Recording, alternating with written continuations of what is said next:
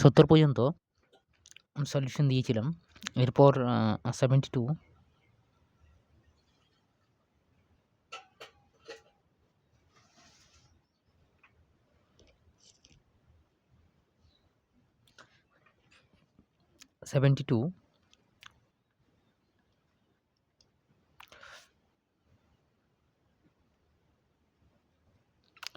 কি বলেছে দেখো, 1/4 ইন্টু 1/49 ডিভাইডেড বাই 25/121 এর বর্গমূল নির্ণয় করো। বর্গমূল মানে সবগুলো না রুট হয়ে যাবে, তাহলে রুট হলে হবে দেখো 1/2 হবে গুণ 1/7, এটা গুণ হলে পাল্টে খেয়ে যাবে, তাহলে 11/5 হয়ে যাবে।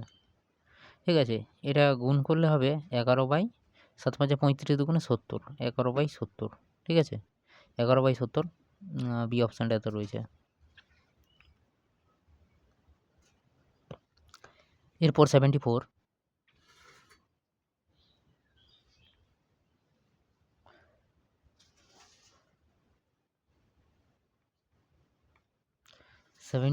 ঠিক আছে, বলছে এক ব্যক্তি 120 টাকায় দুটি চেয়ারের প্রত্যেকটি বিক্রি করে, তাহলে এসপি কত?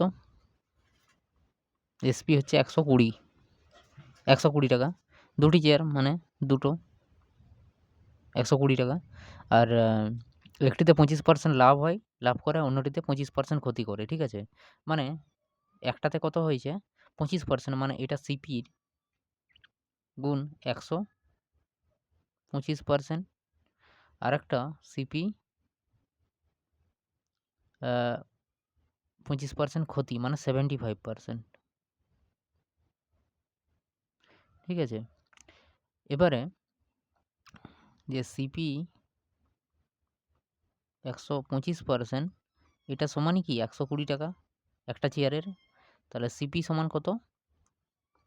120 ডিভাইডেড বাই 125 গুণ 100, 25, 25 5 125, 25 4 100, আচ্ছা 24 5 120। ঠিক আছে, 24 4 4 4 16 6, 1 4 দুগুণে 8 একে 9, 24 4 96।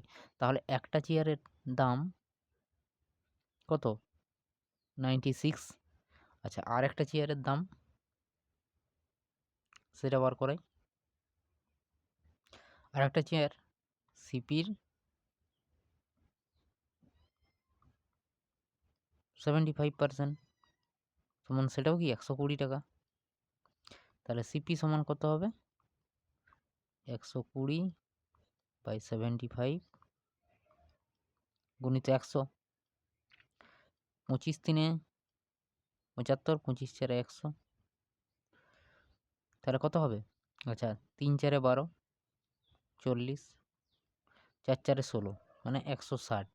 তাহলে প্রথমটা কত? 96, তারপরটা কত? 160 টাকা। টোটাল কত হচ্ছে? 6 9 6 15 5 2, 256 টাকা। আর আমার এদিকে টোটাল কত হচ্ছে? 12 2 24, 240 টাকা। ঠিক আছে, তাহলে কত টাকা লাভ হয়েছে? এখানে কি মোট তার ক্ষতি হয়? আচ্ছা, হ্যাঁ, ক্ষতি হবে 240 টাকা। ঠিক আছে, 240 টাকা, 256 টাকা, 16 টাকা ক্ষতি হবে। 16 টাকা ক্ষতি হবে। 256 থেকে 240 বাদ দিলে 16 টাকা ক্ষতি হয়। ঠিক আছে, তাহলে বি অপশানটা হয়ে যাবে। আচ্ছা, তারপর 75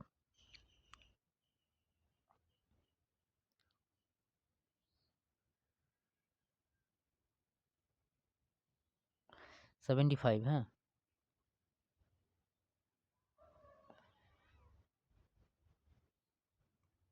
75 বলছে একটি ডিসকাউন্ট যা 3টি ক্রমাগত ডিসকাউন্টের মানে 25%, 20% এবং 10%-এর সমান, তা হবে কত পার্সেন্ট হবে? আচ্ছা, আমি 100 ধরে করি। 100-র মধ্যে 25% ডিসকাউন্ট মানে 25 টাকা। 25 টাকা, তাহলে থাকে আর 75 টাকা। আচ্ছা, 75 টাকা, 75 টাকার 20% কত হবে? 20/100, তাহলে 20 5 100,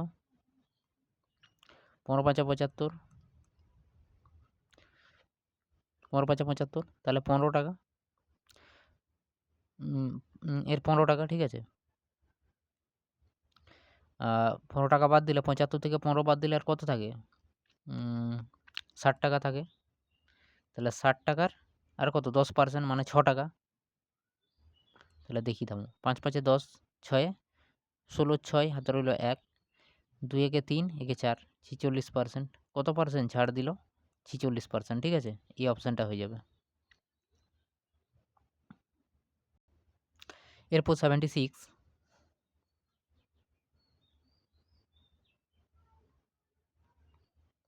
76 বলছে 10টি বস্তুর ক্রয় মূল্য যদি 16টি বস্তুর ক্রয় মূল্যের সমান হয় তখন শতকরা ক্ষতি হয় ড্যাশ।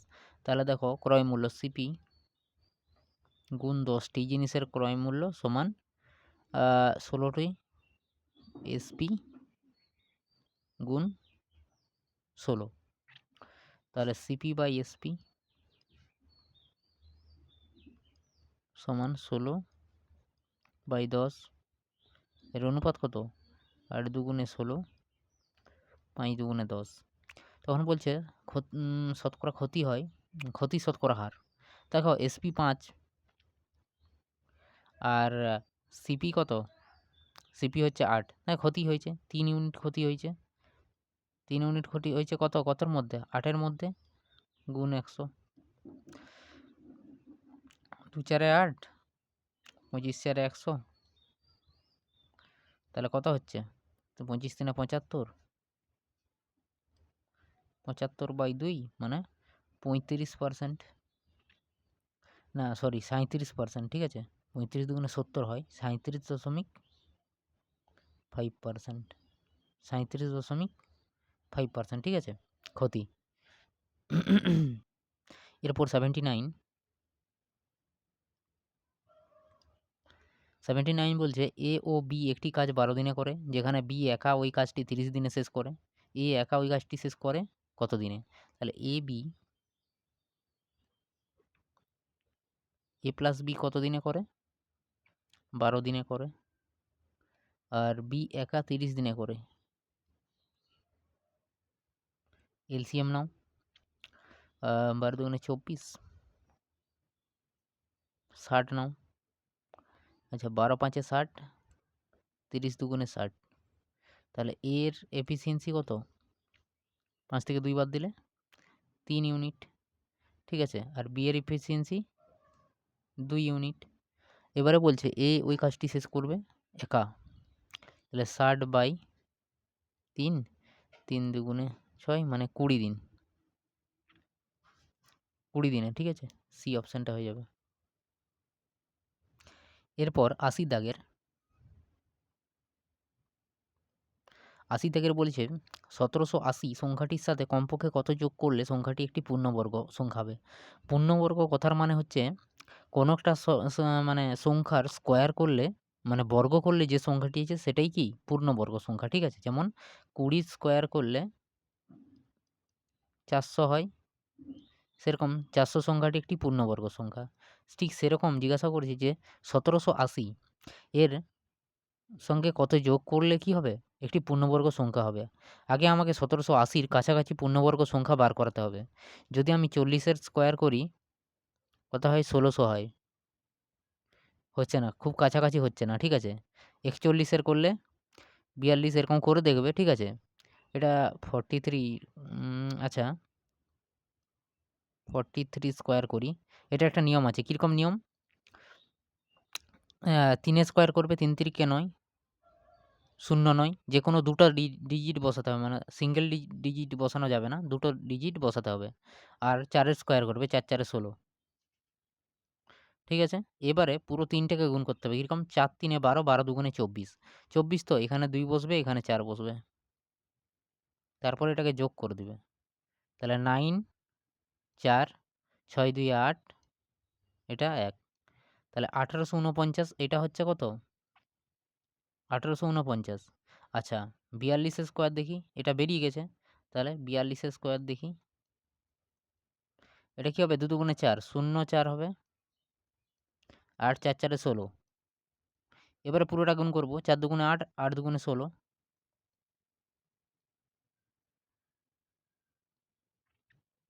4 6 6 একে 7 1764 হচ্ছে, মানে 1780 থেকে কম। তাহলে এইটা হলে হবে না, আমার এইটা নিয়ে কাজ করতে হবে। তাহলে কত দেখো, 1849 থেকে আমি 1780 বিয়োগ করব।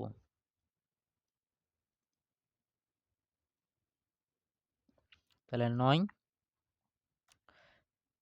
8 6 14, 7টা 8 হয়ে যাবে। তাহলে কি 69, কত বেশি হচ্ছে, মানে কত যোগ করলে আমার পূর্ণবর্গ সংখ্যা হবে 69, 69, ঠিক আছে। এখানে 84 বলছে এ, মানে স্টার দিয়েছে বি সমান এইটা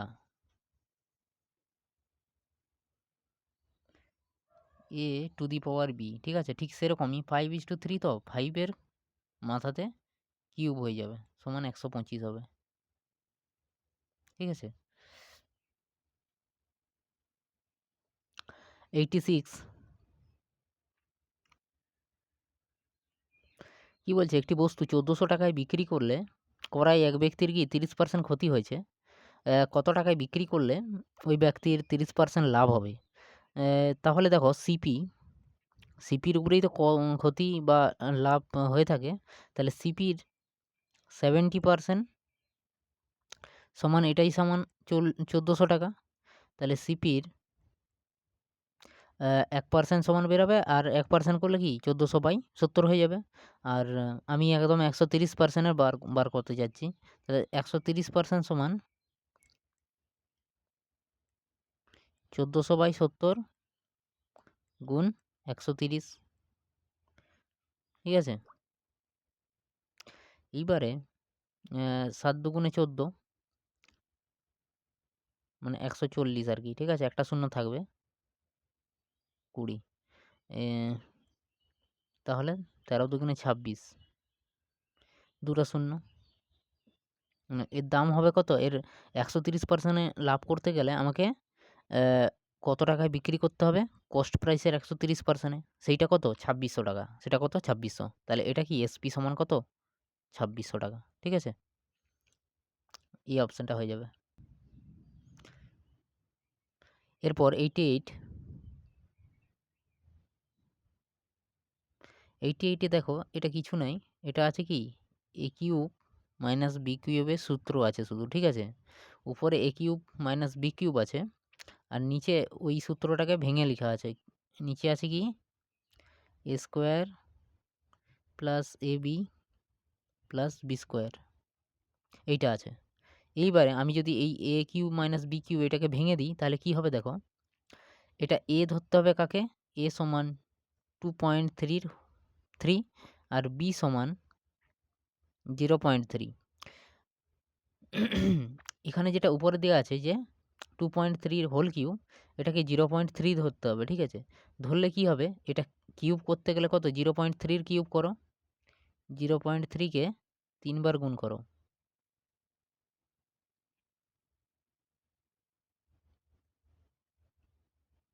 আমরা জানি 3-এর কিউব 27 হয়।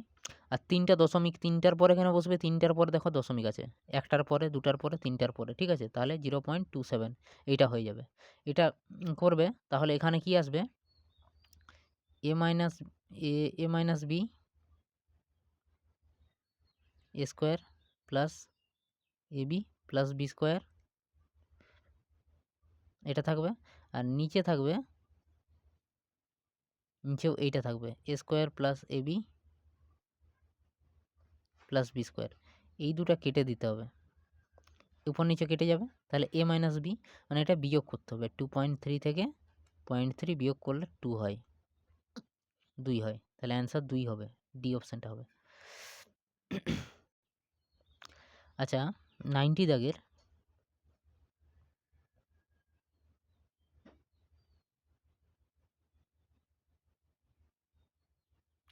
90, হ্যাঁ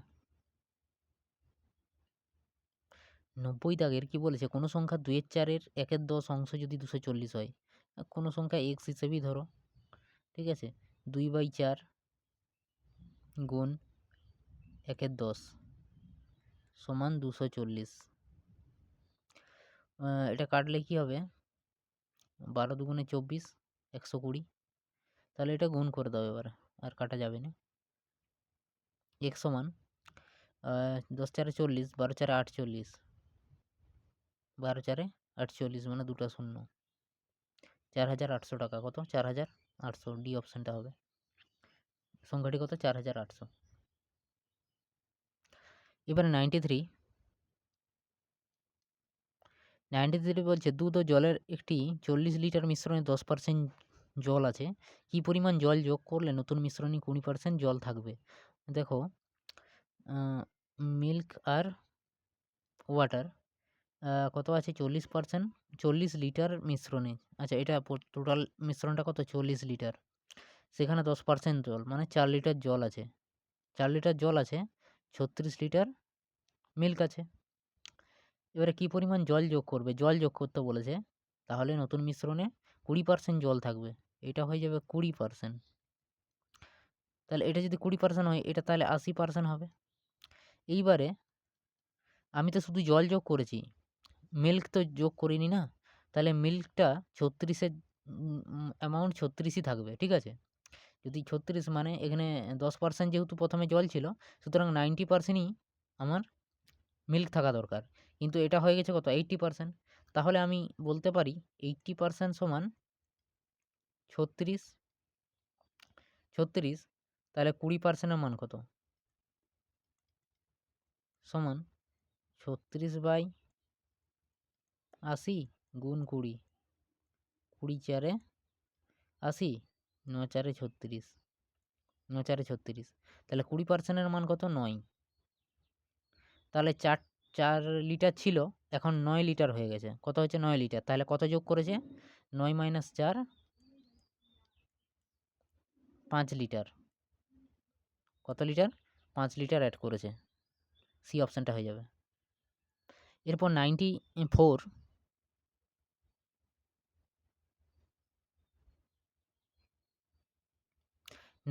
ঠিক আছে? একটি বাসের গতি হয় 72 কিমি/ঘন্টা। বাসটি 5 সেকেন্ডে যে দূরত্ব অতিক্রম করবে, আচ্ছা এটাকে 72, তো এটাকে 18/5, 5/18 দিয়ে, 5/18 দিয়ে 94,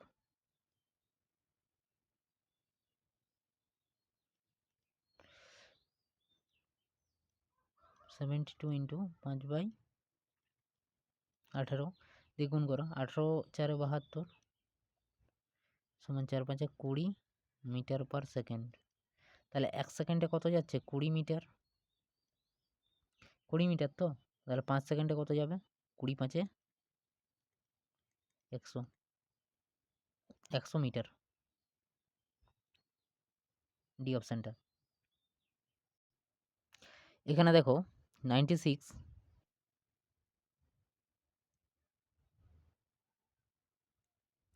বলছে 2.6, 2.06 আর 2.66 আর 2.08 সংখ্যাগুলোর মধ্যে বড় কোনটা? দেখো, সব এর মধ্যে 2.066 এগুলা তো হবে না, ঠিক আছে? 2.08 এটাও হবে না। এইখানে কনফিউশন পড়ে যাবে। 2.6 আছে আর একটা 2.66 আছে। এইবারে এই 6 মানে এরপরে শূন্য আছে কিন্তু, ঠিক আছে? আর 2.66 মানে এটা 66, ঠিক আছে? তাহলে এবারে বলো যে 66 বড় না 60 বড়? 66 বড় না 60 বড়? অবশ্যই 66 বড়। তাহলে কি এইটা বড় হয়ে যাবে, ঠিক আছে? তাহলে 2.66। এরপর 99,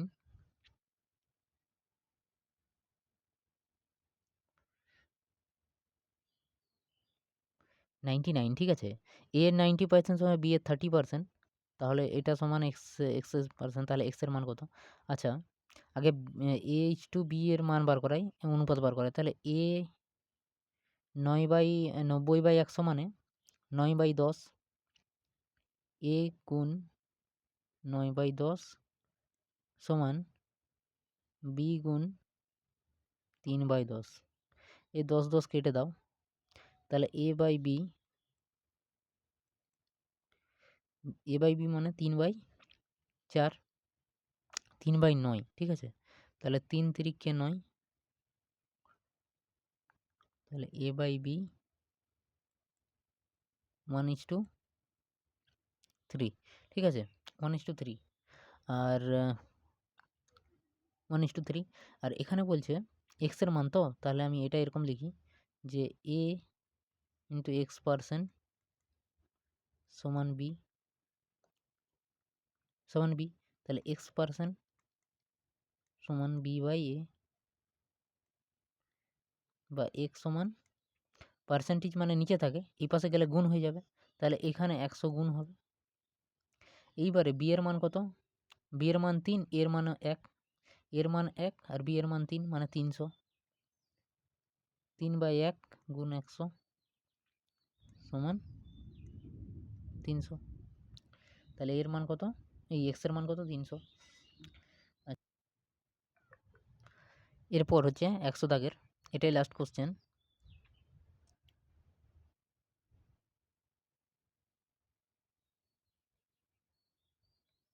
100 নম্বরে একটি নৌকা স্থির জলে গতি হয় 13 কিমি/ঘন্টা এবং নদীর বহমান গতি হয় 4 কিমি/ঘন্টা।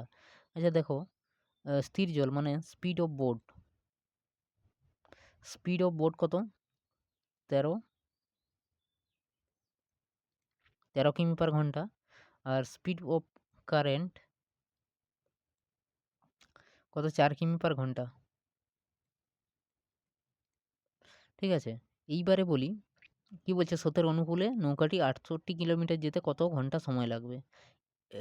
অনুকূলে, স্রোতের অনুকূলে মানে স্পিড অফ ডাউন স্ট্রিম, এর গতিবেগটা কত হবে? তাহলে বোটের গতি যদি 13 হয় আর স্রোতের গতি যদি 4 হয়, তাহলে যোগ হয়ে যাবে। তাহলে 13 + 4 17 কিমি/ঘন্টা। তাহলে টাইম বার করতে বলছে, তো টাইম সমান কি হয়? Distance by speed. তাহলে ডিস্টেন্স কত?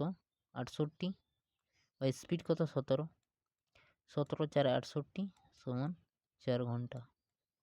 কত না? 4 ঘন্টা। সো এখানেই শেষ করলাম সেকেন্ড শিফটের কোশ্চেনগুলো, ঠিক আছে। এবারে তারপরে থার্ড শিফটের কোশ্চেনগুলোর পরে অবশ্যই আসবে। সো এখানেই শেষ করছি। Thank you.